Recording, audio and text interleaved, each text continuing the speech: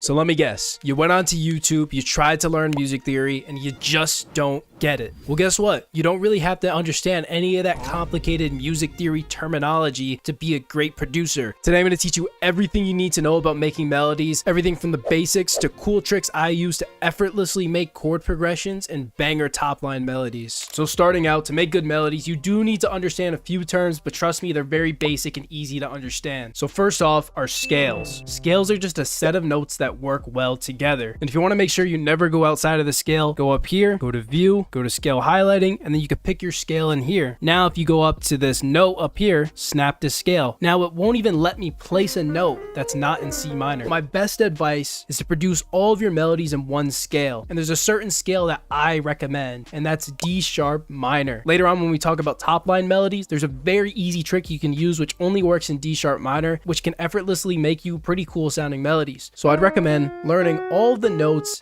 in D sharp minor, memorizing them, and then also learning all of the chords that are in D sharp minor.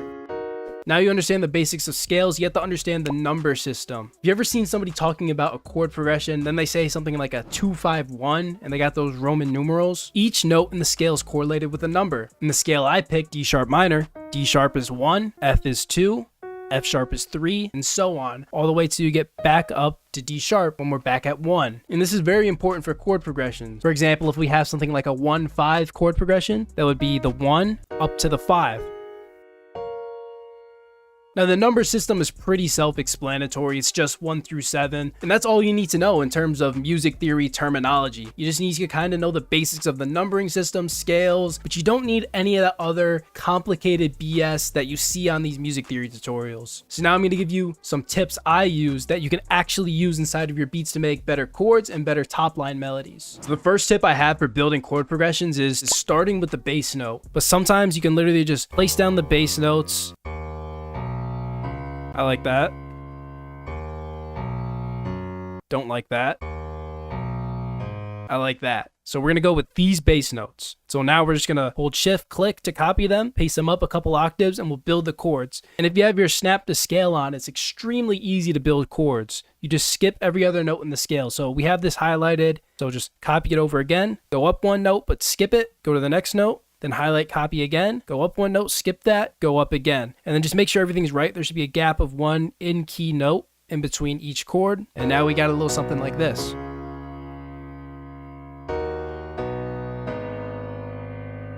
Another tip I have for you is to memorize the chord shapes. So a minor chord always looks like this. There's going to be a gap of 2 followed by a gap of 3, whilst a major chord is the opposite, a gap of 3 followed by a gap of 2. And that makes it very easy to build extensions. You don't have to stop at 3 notes. So we have a gap of 2, gap of 3. We can do another gap of 2. Now we have a 7th chord. You can even do another gap of 3. Now you have a 9th chord. The next method I use to make good chord progressions is to place down every single chord in the scale. Then you can go up here to this, and you could just click each of them, and then you can kind of put together a progression that way. So maybe you want to start on the 1, which is a very good spot to start if you're a beginner. Don't really like that jump. Maybe that sounds pretty good. So we're going to go here. Then we need something else. Don't like that. 1, 3, 6, 7. No fucking meme. I did that in the last video. So we have our 1, 3, 6, 7. And a good tip I have for chords is you want some type of resolution. Chord progressions sound best when they flow and just make sense together. A lot of people, they'll just place random notes in the scale, build the chords, and then it sounds just like randomness. You want it to all flow together. And a good tip for this is to use chords that share notes. So for example, we have this D sharp minor into this F sharp major. And look at this, 2 of the notes are the same. So it makes it flow very nicely. Then for this next chord, this shares a note as well with this F sharp. And then this is the only one that doesn't share a note, but since it's the next chord up, it's still close enough to where it makes sense and it works. And then this is simply just going up the scale back into the D sharp. Now I'm going to show you a few ways you can build a progression with just one chord, and this is especially useful for trap stuff. So I just laid down the most basic trap melody in the entire world. And the first technique you can use is moving the bass note only. So a very common trap progression, they'll go down 5, then they'll go up 1 at the end. And the chords stay the same, you just move the bass note, and that kind of changes the emotion of the progression. And guess what? You could also move the middle note. So something like this is common in trap. They'll go down one because this gives it a very dark, sinister feel, or they'll go up one. It gives it more of like an uplifting feel.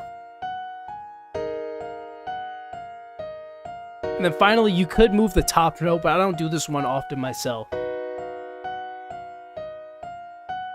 Now going into one of my samples, I'm going to show you a few techniques I use to really level up my progressions. Because you know how to make a basic chord progression now, but this is how you really make it sound crazy. First and easiest thing I do is I'll change up the inversions for the second half. So we just start out with this D minor, down to this G minor, to A minor, over to this E diminished, and then it repeats. But all of these notes are up an octave, and it gives it a different feeling even though it's the same chords.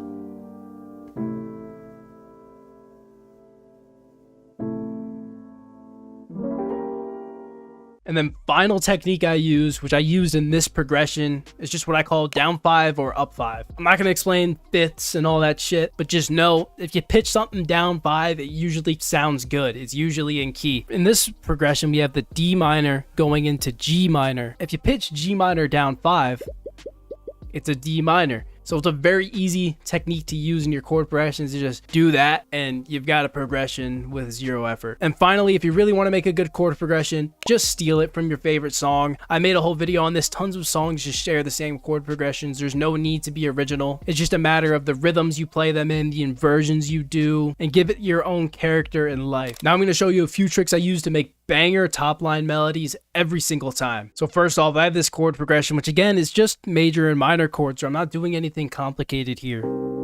Just a C minor 7th, followed by a G minor 7th, which as we know, 1, 2, 3, 4, 5, we're just doing the same shit I taught you. Little top line melody, which we'll get into, followed by a G sharp major 7th with a different inversion.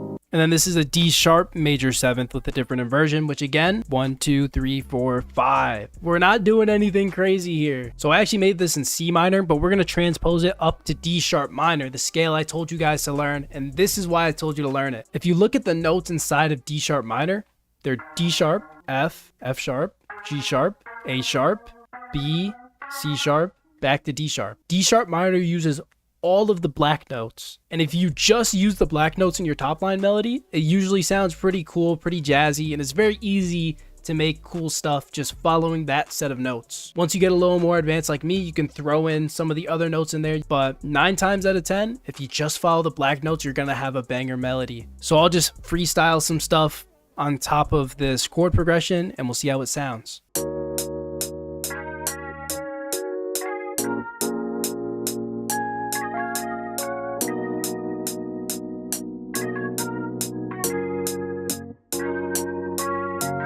And for the record, I'm terrible at the keys. Like, I really don't know what I'm doing. And obviously that didn't come out perfect, but there was a couple phrases in there which I think I could actually use for like a good top line melody.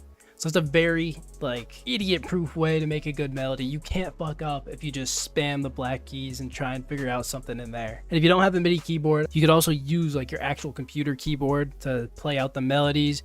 You can go here, and then you can select the scale in here. Next melody trick is simply just going up and down the scale. Whenever I use this one, I always think about like that one Pooh Shiesty song where it's literally just like 4 piano notes going up the scale, and it has like millions of streams. 400 million streams for a couple piano notes. Like, we don't have to do anything crazy here, guys. Literally just up and down the scale. So I'll see if I can record some stuff in.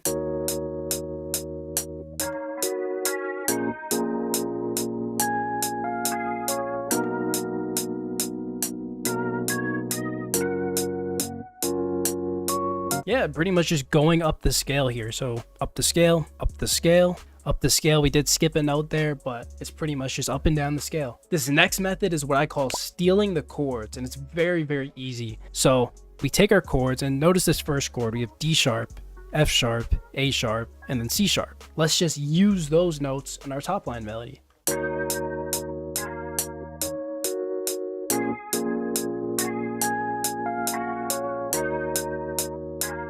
So we got F, F, C sharp, A sharp.